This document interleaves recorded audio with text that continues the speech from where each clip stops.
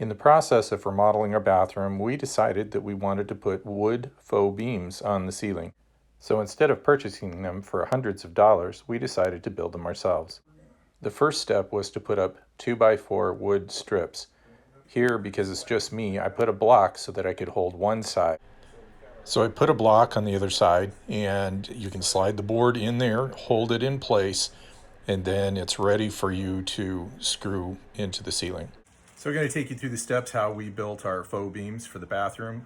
We used just a simple white pine and 1x6s, and it's going to be about just under 10 feet long. So I'll just take you through the process here. So you set your table saw at 45-degree angle and place your guard, everything in place, get your measurements, and run that through, and then cut your 45-degree angle on each of your side pieces. So see here, we've got our 45. I've measured both of my pieces on our bottom piece. We've got both edges cut at a 45. We also cut enough off of one side so that the 2x4 that's connected to the ceiling that you saw in an earlier video, that it's going to fit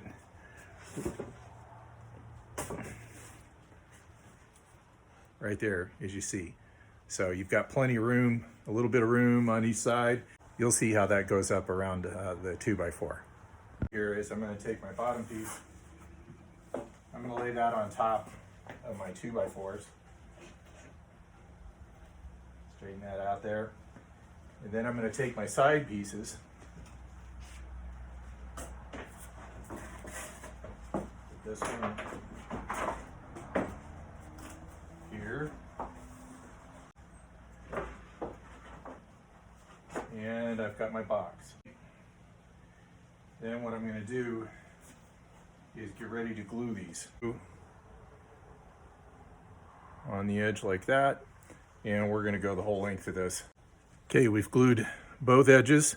You get the glue run along there, and so we're going to bring this one up and attach it. Okay, we've got the whole length glued on that side, so we're going to bring them together here, and again make sure that's level there. We're going to use these clamps, and we'll set them ever so often along the line of this to hold those joints together for now. Tighten that. All right, put another one here, and we'll put a couple down here on the end. So now we're going to use a brad nailer to, we've glued it, our box. Now we're going to put it so that we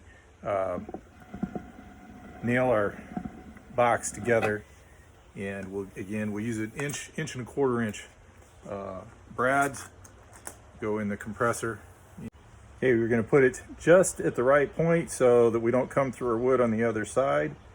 Okay, so now we got both the boxes done, and I'm ready to start distressing them. So what I'm going to do is I'm going to use my drill here with a handy old wire brush, and we're going to come and we're going to start defining the grain, taking some of the softwood down and making it look old. So this is kind of one of my favorite methods to use. So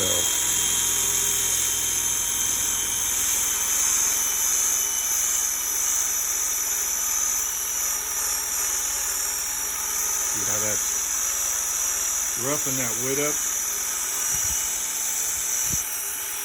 My thing is it creates a lot of sawdust. So we're going to take this outside and finish it here. So this is one method. I'll show you another here in a second. Outside because I was creating too much dust in the shop, but can you see how this works with the grinder? This thing, when it's going here, just makes those ridges, makes everything look worn and weathered, older. Really a cool effect. So this is going to look really nice when it's done. To rough up the wood, we use a nail here, and you can bring it over like I did here and pound it in, and then you can make a nail hole down in here. So that gives the outline of that. And then just maybe I used a stone hammer and made some pounds, you know, just kind of just roughing up the wood so it looks like it was used for a lot of different things. So, and then you'll notice I got these scratches here. What I did is used an old lag screw, and then I pounded those in to give it some scratches like that. So you kind of got that old weathered look. So we're going to see how that looks when we get it stained. So next we're going to use a sander, and we're going to take these edges and we're going to round them off so that they look more like a natural beam.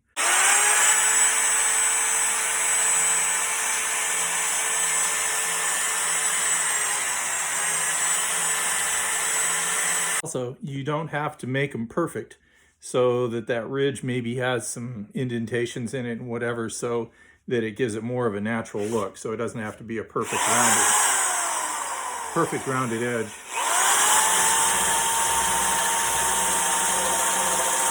So this is how that edge looks as you go along here. That's what we're going for. So we've got the top side of this one done pretty good. And I just want to show you here is we made some marks with an awl and made the holes to make it look like wormwood. And so you want to put some maybe deep ones every so often, you know, here, whatever, just to make it look more natural. So we did that in just a few different places. Did one down towards the end here, just to give it that natural look. So you notice we've got all of the rest of the beam distressed. And so now what I'm going to do is take a rougher grit sandpaper and just take off all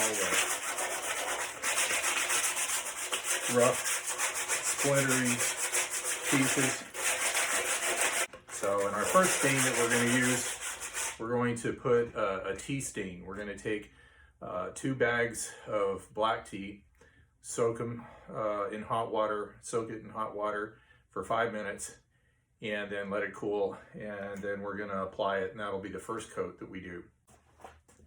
Okay, so here we've made our mixture of the black tea and got it pretty dark, and so we're going to start out with that and just brush it on your wood.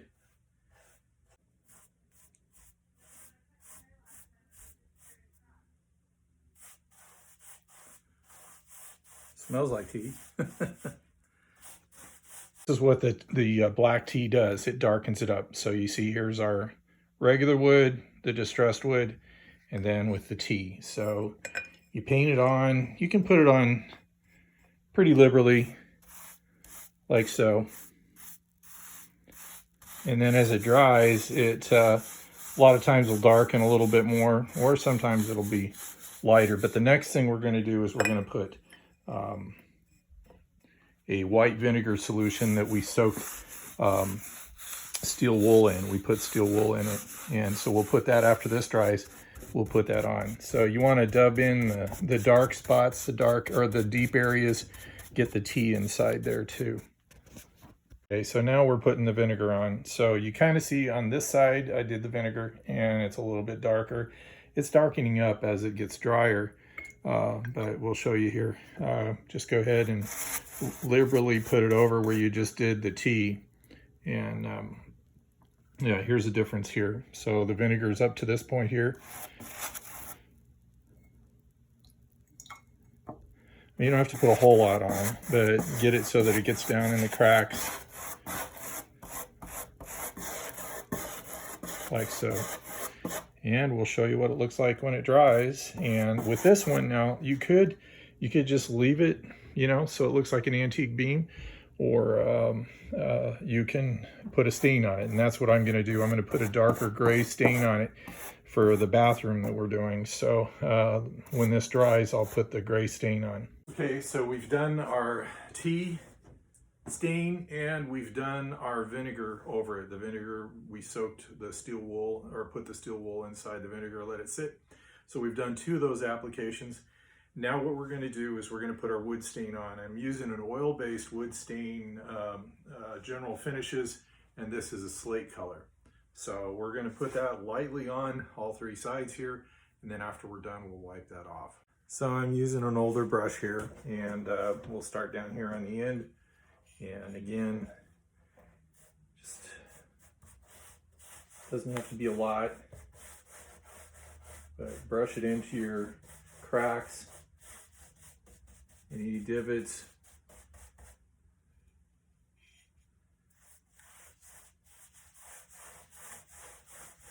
And then later we'll just take an old t-shirt and wipe off the excess. You can rub pretty hard, because in this one we don't want to want some of that the natural color to, or the finish that we did before to kind of shine through. So this is the finished result of the beam, and so it's a nice kind of a charcoal gray color. I finished the other beam here, so that's the dry, how it looks dry. As you can see, we've put the beams up there, and just going to screw them in at the top.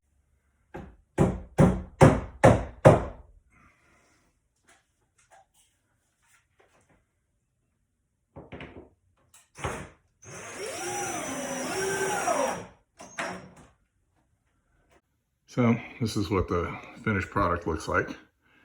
Got both beams up there, and turned out good.